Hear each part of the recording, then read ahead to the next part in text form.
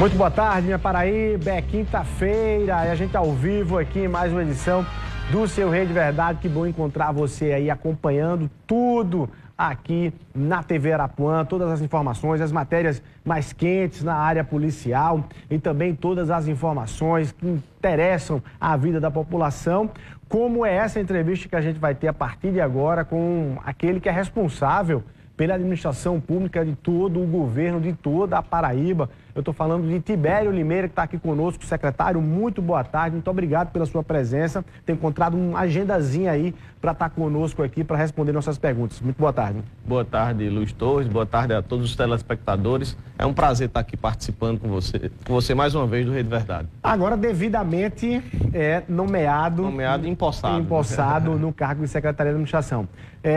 Eu tenho várias perguntas específicas, inclusive você que está acompanhando aí, tem perguntas sobre concurso público, sobre nomeados, fica aí acompanhando para poder a gente responder, ouvir todas essas respostas do secretário.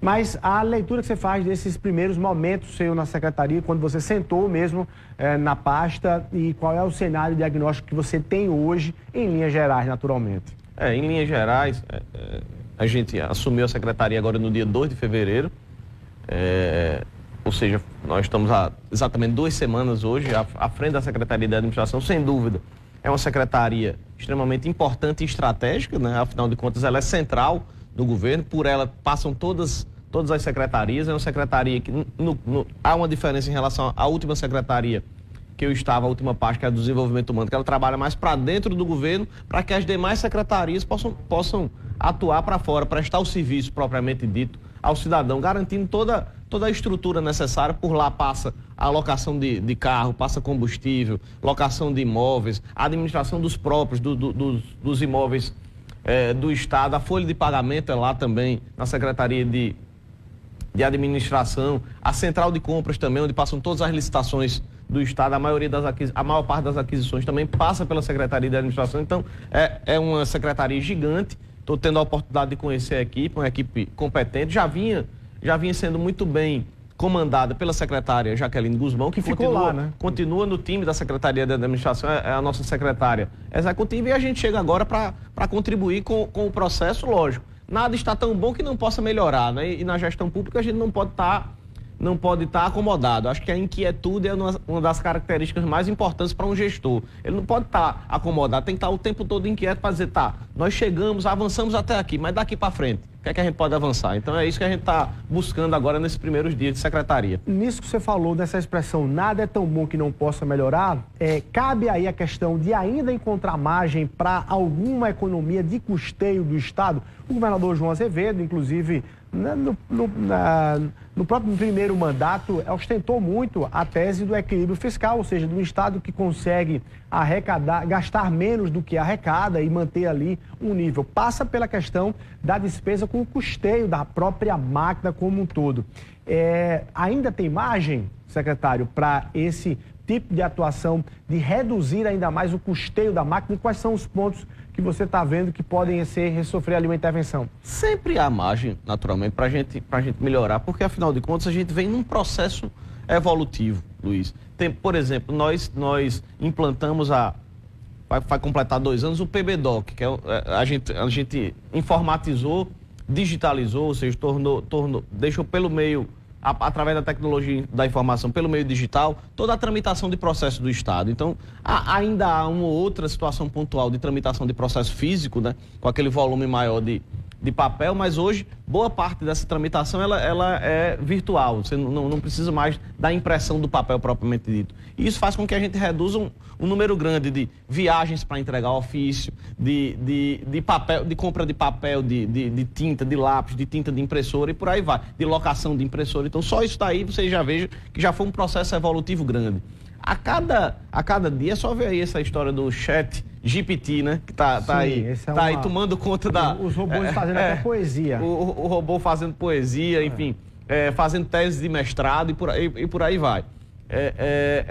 Eu estou fazendo esse paralelo para dizer, a tecnologia da informação, né, a inteligência artificial, ela está avançando muito rápido, né?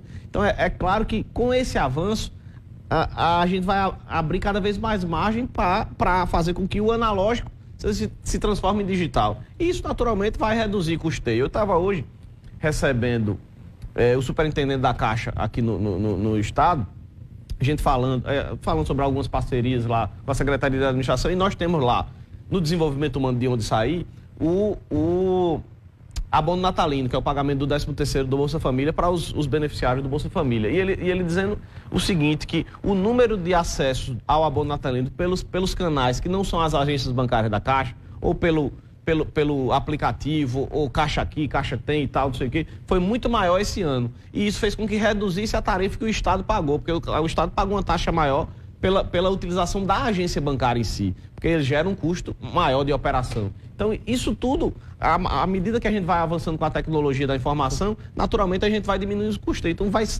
durante esse processo evolutivo, vai ter sempre margem para a gente, seja, como eu disse, em tramitação de processo, já dei um exemplo, seja melhorando também a eficiência, por exemplo, na gestão do transporte, da logística do Estado, no gasto de combustível, e isso sem entrar também em discurso proselitista, que inclusive apareceu mesmo na campanha, que atacava, por exemplo, locação de carro para secretário, que atacava uma situação que é essencial para a própria dinâmica da gestão pública estadual, entendeu? Eu ia tocar exatamente nesse assunto. Na campanha, o então candidato Pedro Cunha Lima puxava muito essa história de celular usado e pago de secretário pelo governo, carros oficiais pagos pelo governo. Existe ali um debate sobre esse tema, real sobre esse tema, secretário? É o seguinte, eu acho que isso daí é discurso, na verdade, de quem nunca administrou nenhuma mercearia, né? Estava ali no parlamento e tal, mas não tem a experiência da gestão. Quando a gente está na gestão, eu sem nenhum tipo de arrogância, mas também sem nenhum tipo de modéstia, eu já estou há mais de 10 anos ocupando cargos de gestor público, né? Na Secretaria de Juventude, Esporte e Lazer, Orçamento Democrático de João Pessoa, Empreender Paraíba, Desenvolvimento Humano e agora na Secretaria de Administração. Então, o que é que acontece? A gente percebe que tem gastos que são necessários, que a gente trata oficialmente como custeio, mas não deixa de ser um investimento que o Estado faz nos seus recursos humanos, enfim, na boa prestação do serviço. Então, assim, a comunicação através do celular institucional,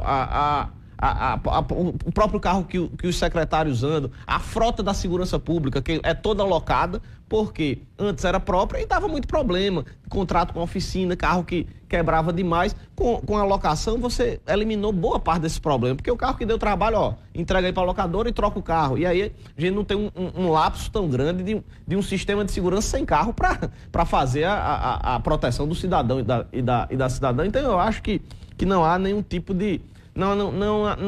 o que a gente pode enxugar, é claro que a gente enxuga, obviamente. Mas essa história do tempo todo usar, que é um discurso fácil também, o Estado pesado, a carga pesada. Lógico, é claro que a gente trabalha para ter um Estado cada vez mais enxuto e dentro do que a população precisa e merece. Mas a gente não pode fazer com que deixe de dar condição de trabalho para quem realmente precisa trabalhar dentro do Estado, para ter esse Estado enxuto. Precisa ter a condição de trabalho e a gente enxuga os excessos. Os excessos a gente enxuga, mas o que é necessário precisa ser feito e o Estado tem que ter dinheiro para isso mesmo. E hoje nós temos um Estado equilibrado que tem recursos para isso. Vamos para falar de pessoal. Um primeiro debate que antes estava para entrar na pasta e esse debate já havia sido travado pelas entidades das seguranças públicas aqui na Paraíba, das forças de segurança pública aqui na Paraíba. Qual era o debate? Quando saiu, houve aí historicamente sempre um pleito dos inativos, né? De que não recebiam o salário igual ao quem estava na ativa, porque quem estava na ativa, a remuneração toda era composta pela tal Bolsa de Desempenho. Quando o camarada ia para a aposentadoria, ele tinha ali uma queda. O governador fez ali aquele movimento de garantir essa incorporação parceladamente do Bolsa de Desempenho de quem está na ativa, porque quando entrar estava ok. Isso começou a ser feito. Quando eles receberam agora um contra-cheque já em 2023, ou o final de 2022, mas já em 2023, perceberam que houve ali, na verdade, no salário líquido, uma redução, porque o que foi incorporado começa a ser captado ali pela questão da receita, né? Ele começa a servir de ter o desconto do imposto. E aí eles quiseram fazer um debate sobre um reajuste, uma data base, um reajuste salarial que pudesse compensar isso. Qual é o diagnóstico que você tem em relação a isso? Que resposta objetiva o governo está dando para essas entidades, essas categorias das polícias que que estão se sentindo ali com uma perda salarial. Eu mesmo, recentemente, recebi 5 categorias e esse diálogo vem sendo feito pelo governo, Luiz. É claro que, com a incorporação da Bolsa, o que era apenas um recurso de caráter indenizatório, que não incide imposto, vira remuneração. E se vira remuneração, tem que naturalmente sofrer os descontos legais. Direitos e deveres. Exatamente. Desde do desconto previdenciário ao desconto do imposto de renda. Isso é natural. Então, essa consequência já era sabida quando se reivindicou a incorporação da Bolsa. Porém, isso vai fazer uma diferença muito grande na aposentadoria, né? Quando o camarada for para a reserva, né? Então, essa é uma questão. Outra questão a se levar em consideração. O valor do plantão extra, que a maioria dos policiais da ativa percebem, porque a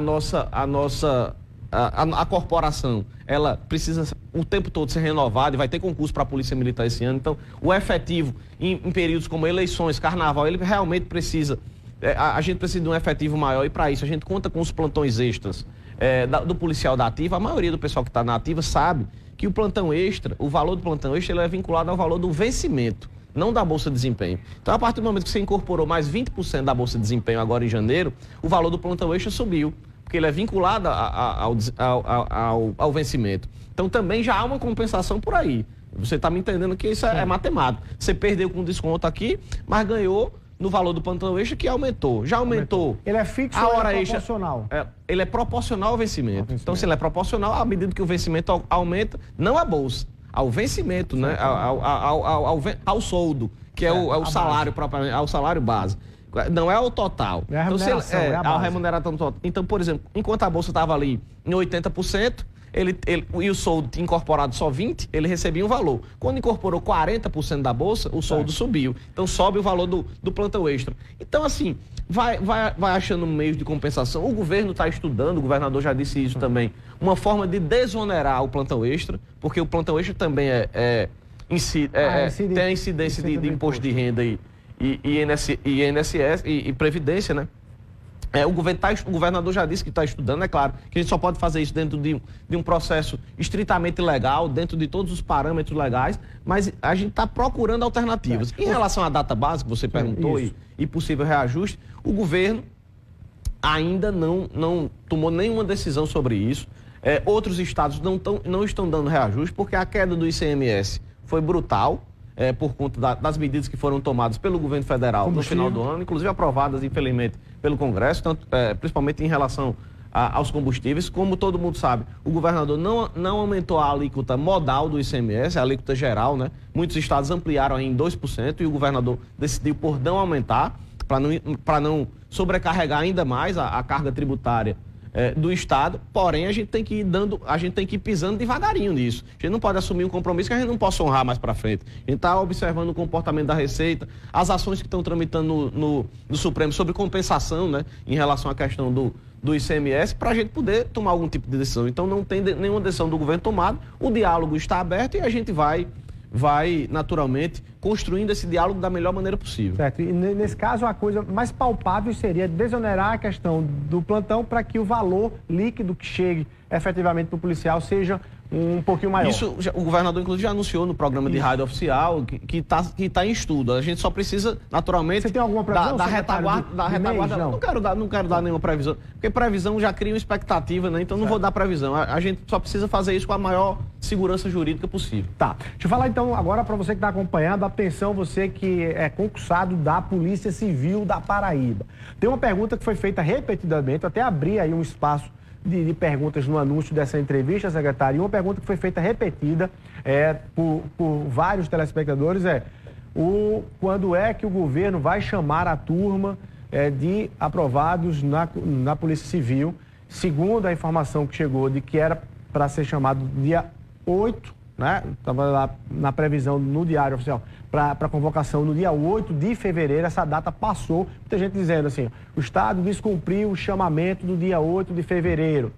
Que leitura é sobre isso, que informação sobre isso? Às vezes a gente precisa só de alguns ajustes burocráticos de procedimento, Luiz. A gente está ultimando esses ajustes para publicar. Então, o que eu posso dizer é que nas próximas semanas... Olha aí, nas próximas semanas a gente vai tá publicando vão ser chamados, essa convocação. Vão ser chamados. Vai sim. Você quis falar em próximas semanas podem ser 2 semanas ou podem ser 50 semanas, próximas semanas... O que eu posso dizer é que os detalhes estão sendo ultimados e a gente espera, num curto espaço de tempo, a gente fazer essa convocação. O que eu quero dizer é o seguinte, para quem Antes da Semana Santa? Para quem está nos assistindo, o governador vai honrar o compromisso de fazer a convocação, o compromisso que foi assumido quando nós realizamos o concurso e isso não vai demorar. Entendeu? Não quero marcar a data porque já passou o dia 8. Você está dando a palavra garantindo que vão Estou garantindo que dentro do prazo do curso, o mais breve possível, exatamente. Porque obviamente para essas pessoas um mês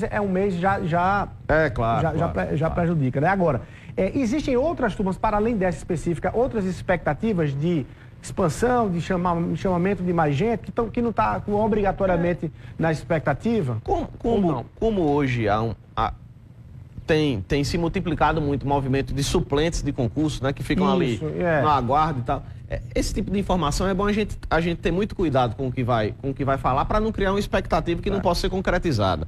O fato é que o governo fez esse concurso, e eu acompanhei já a reta final como secretário de Desenvolvimento Humano, para 400 agentes socioeducativos e se comprometeu a chamar os 400. Chamamos os 400. Além disso, agora foram criadas 400 vagas. Então, à medida que, por exemplo, um outro pede desistência porque passou em outro concurso, aí a gente vai sempre preenchendo. Para além das 400, depende também da necessidade, obviamente, e isso vale para a Polícia Civil também, e da capacidade do governo pagar. Porque a partir do momento que esse servidor é incluído na folha, é incluído o salário, os encargos, de maneira efetiva até a sua aposentadoria. Então isso tem que ter muito cuidado com esse tipo de informação. E aí a gente está sempre aqui abrindo espaço e fazendo a defesa de aprovados em concurso, porque estudaram para isso e têm o direito, né, de assumir aquilo que conquistaram, né, enfim, de usufruir aquilo que conquistaram. Agora, a gente sempre também, eu particularmente, sempre deixo claro que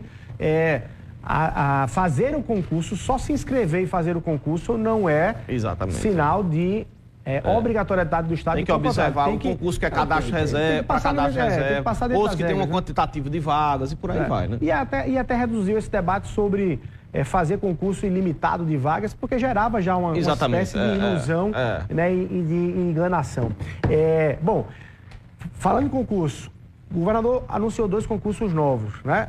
1.000 vagas para a Polícia Militar, 1.000 vagas para professor. Queria que você falasse no cronograma desses 2 concursos e se existem outras opções de concursos novos para além desses 2 que o governador oficializou. Como é que está o cronograma desses 2 para quem está querendo fazer? Primeiro, vou começar pelos concursos novos. Concursos novos o governador anuncia. Depois que ele anuncia, a gente toma providência. Você já está pulando dessa parte. Vai ficar com aqueles que foram anunciados que estão em curso. Sobre concursos novos, o que a gente pode dizer é que o governador determinou estudos de várias categorias para avaliar a possibilidade de fazer concurso. Então, nem estou dizendo quais são, nem estou dizendo que vai ter. Mas, no momento certo, o governador anuncia. Olha aí, tá entendeu? Bom. Agora, o governador tem muito compromisso. Foi um dos governadores na história que mais fez concurso e mais chamou concursados. Então, isso daí podem esperar que novidades virão, anunciadas pelo governador. Com relação aos 2 concursos que foram anunciados pelo governador, eles estão em processo. O que é que diz aí de processo? Tem a criação das vagas, tem todo o procedimento burocrático, até a contratação da empresa que vai organizar o certame, tudo isso. Então, mas não se preocupe que o governador anunciou para esse ano. Então, esse ano eles serão feitos. Tanto da Polícia Militar, quanto do Magistério. Mas aí você não tem um cronograma mais... Não, civil não. Polícia Militar e Magistério. Magistério. Professor. Não, o cronograma vai ser divulgado em breve. Eu também não vou anunciar antes, porque é isso. A gente está na máquina pública. A gente precisa ter a empresa contratada, enfim, tudo pactuado para a gente poder anunciar um cronograma. Então, fazer um anúncio e depois esse anúncio não se cumprir, é melhor a gente evitar esse tipo de informação. Mas de forma objetiva, você pode dizer que eles serão para esse ano, para esse ano, que é compromisso do governador, exatamente. Bom demais. Vamos fechar esse bloco, secretário, e aí eu vou pedir para você se despir um pouco da condição de secretário de administração. No próximo bloco a gente volta, mas para falar de política, de PSB, de tese de que o partido tem que ter candidato próprio e de que Tibério Limeira é um dos candidatos a prefeito de João Pessoa. A gente conversa isso no próximo bloco, você já na condição de militante político. Um minutinho só e a gente volta aqui no Rede Verdade.